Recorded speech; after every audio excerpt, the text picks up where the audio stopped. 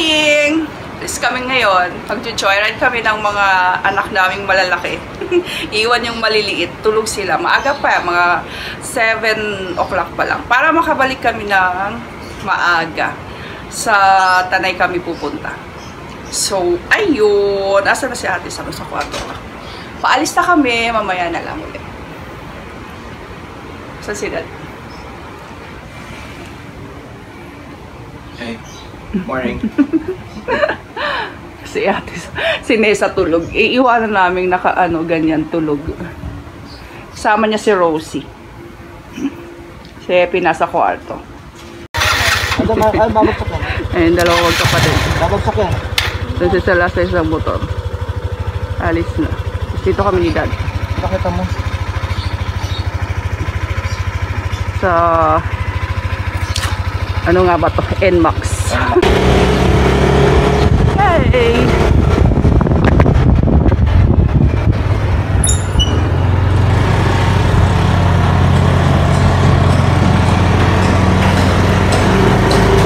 Ginagawang bahay.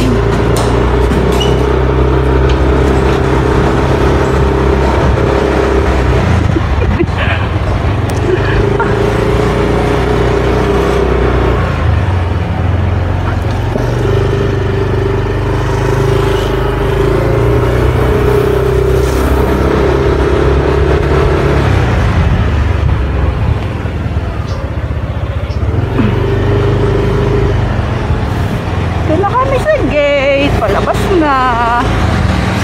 Hindi,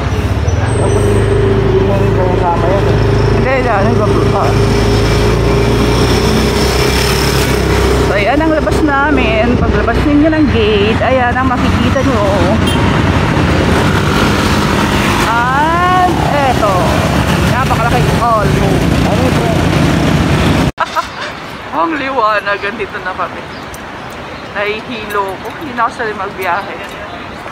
Masakit ang bato ko, masakit ang ulo ko, masakit lahat.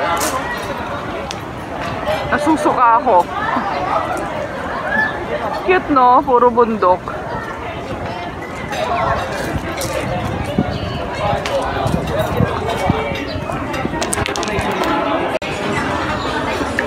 Ayan na yung order ko. Ano ba tawag dito?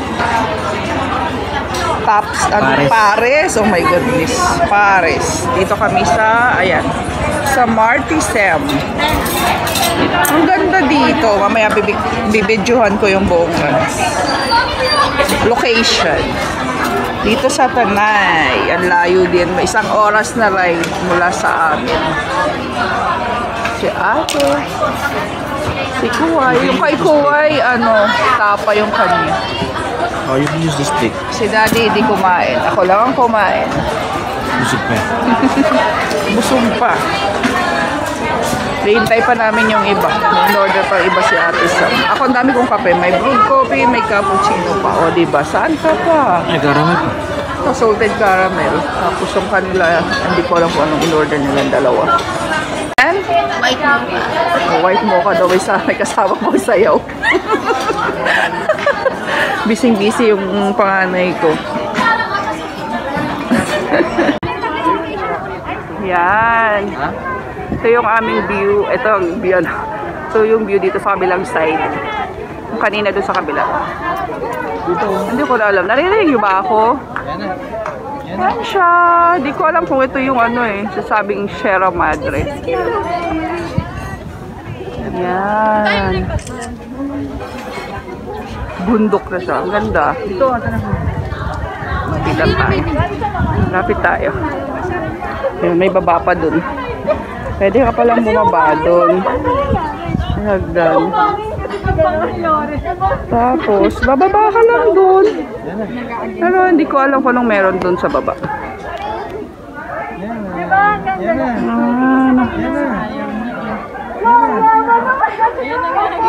Ganda. Sasaya. Kahit mainit, malamig yung hangin. Pauwi na rin kami after. Kasi, kasing na daw yung mga bagets. Alas 10 na rin. Pero mainit na, no? Dapat walang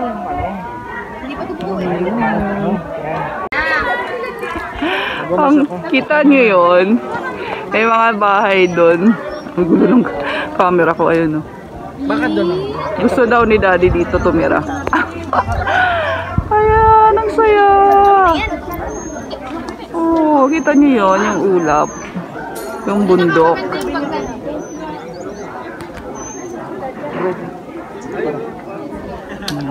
Saya, no? Yun, no? Ito talaga pinunta namin dito, eh. Yung bundok. Yung view. Ano lang nakapag-pray. Ganda po yun. Oh. Tuwa-tuwa yung mga bata. Mga ganda nga eh, pula. Tabing nga. Yung dalawa na picture-picture ang magkapatid. Ganda nga eh, ganyan nga yung ano eh. Ano ba yung tinitingnan yung Maganda dalawa? eh. Hindi ko.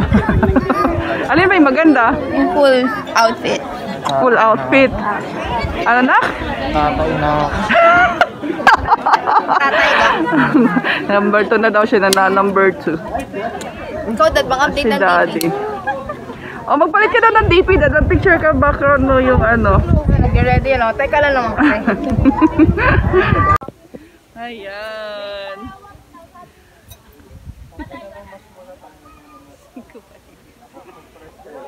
Dala mo ba yung papel ng dala mo? Dalawang motor. Ikaw, may ilan ang motor na dala mo? Kasi Dad. Ayun. Parang ang dami kong ibang learn. Ayun, meron pa doon sa heart, oh. Oo, may Di adun pa tayo. nakapag-pray. Punta kami dun sa may heart, mamaya. Picture kami.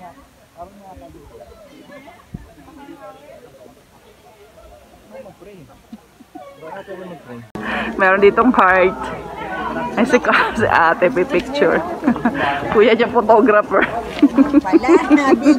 Pinagbibigyan yung kapatid niya. Ang init! Hindi, ako lang yung atrap niya. Ah, diba?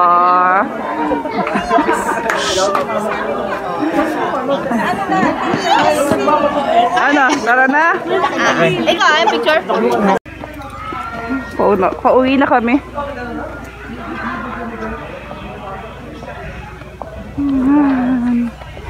Pauwi na. Ayan siya. Ayun yung heart. Ayun yung heart. Ilang pangalan? Martisan? Asan? Doon sa Martisan. Nasa ano? Kapag meron dyan. Nasaan? Nandito ka, nasa labas. Daming puno.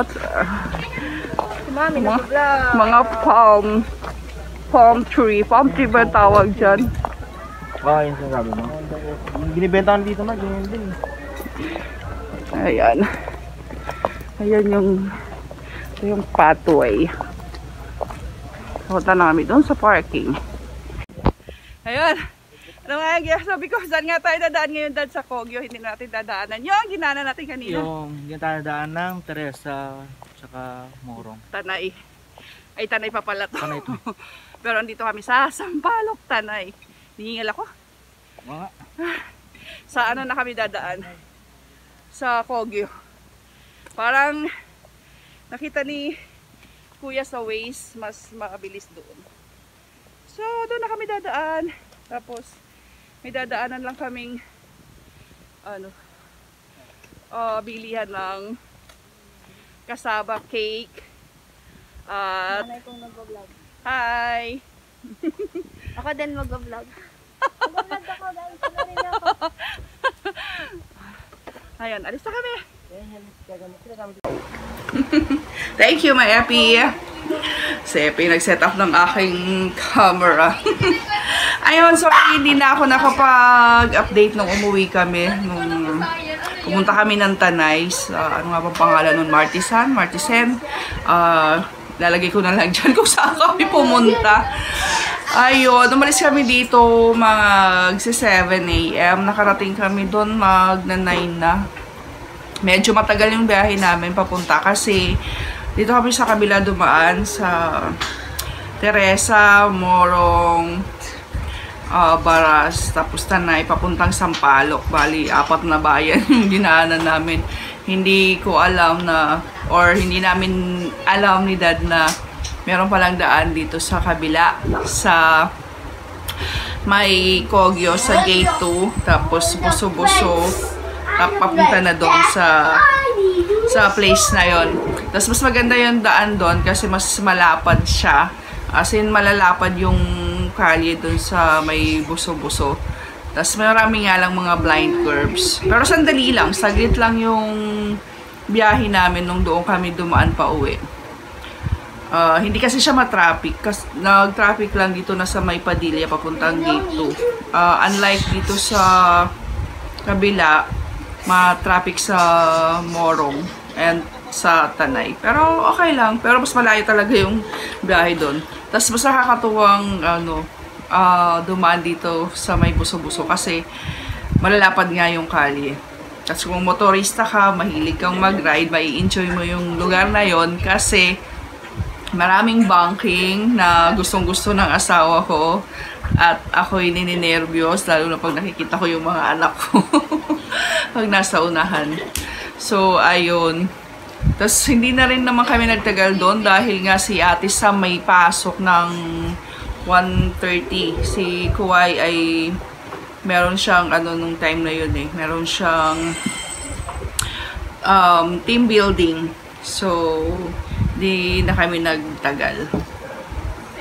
Nakakatso ako. Okay. Tapos, wala siyang tulog kasi natapos lang nung shift niya nung umalis kami. Tapos, kumain lang. Kaya nung pagdating namin, kumain kami bago umalis. Kaya pagdating namin doon, hindi kami kumain. Hindi pala sila kumain. Ako kumain. Kami ni Kuwai kumain. Gusto kasi tikman din yung nila, yung ni Rosie. Agagalit siya kaya.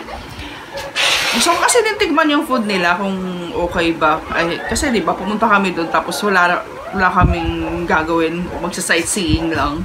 So, tinakman lang namin. Tapos, may complimentary coffee sila. Kaya, dalawa yung coffee ko. Isang cappuccino, tsaka yung complimentary coffee na brewed coffee. Hindi naman namin alam na may complimentary coffee sila pag nag-order ka. Pero may minimum order yata yun kasi tinignan nila yung aming resibo. Tapos, saka sila nagdala ng coffee. Ayun. Okay naman yung food. Ilalagay ko na lang dyan yung yung menu nila kasi the usual na lang naman. Sabi ko kung sana magkaroon sila ng yung parang specialty talaga kasi dinadayo siya. Daming pumupunta dun. Ang mo lang din is yung diba yung common, top silog, long silog, mga silog-silog. Tapos meron din naman iba doon sa menu. Pero mas maganda sana kung meron talagang trademark yung place nila na yun yung dadayuhin. Yun. Wala lang. Na-share ko lang. Sabi ko lang. So yun, pag mahilig kayo sa nature, yun, magandang pumunta doon kasi makikita mo talaga yung nature, bundok, yung clouds na parang natatakpan yung bundok. Parang Sierra Madre na yung makikita mo doon sa likod. Doon sa kabilang side. Kasi parang dalawang side. Yun. So, kung balak yung pumunta doon at magmuni-muni, yun, maganda. Marami kami nadaanan din ng mga lugar-lugar doon na pwedeng pasyalan. Doon lang kami pumunta kasi napuntahan na rin yun ni Kuwai. So, yun. Baka next time sa iba naman. Kasi yung dream ni Daddy na makapag-ride with the 2 kids na nasa isang motor sila, nasa isang motor kami. Banding lang. Next time yung dalawang maliit naman pag nakakuha na ulit ng sasakyan. Kasi yung sasakyan namin dati is ibinenta namin. Pero timing lang din naman kasi nagka-pandemic. So, hindi rin naman nagagamit. So, yun. Init lang pag mga 10 AM pataas na kasi yung napwestuhan namin lang siya, parang trapal lang, ganun, kaya mainit yung side na yon. Pero yung hangin malamig, so hindi mo rin pansin yung init. Na-stress lang ako pa uwi kasi mainit na talaga, sumakit na yung ulo ko, nagka-sunburn pa nga ako dito, tapos naiinis pa ako dun sa damit ko. mainit. Naiinis ako. Ayoko kasi mag-jacket habang nagbibiyahe, kaya nag-long sleeves ako. Sabi ko nga, hindi ko na talaga susuot yung damit na yun eh. Pahirap talaga sa akin yun eh. Twice ko palang sinusuot yun. Parang, ano, ang init niya talaga sa katawan. Ano pa naman yun? Zara. Ay! Parang ayoko na sa kanya, let go ko na yun. So, ayun lang. Thank you, guys, sa inyong pagdalaw ulit dito sa ating channel. And see you again next time. Bye! Bye!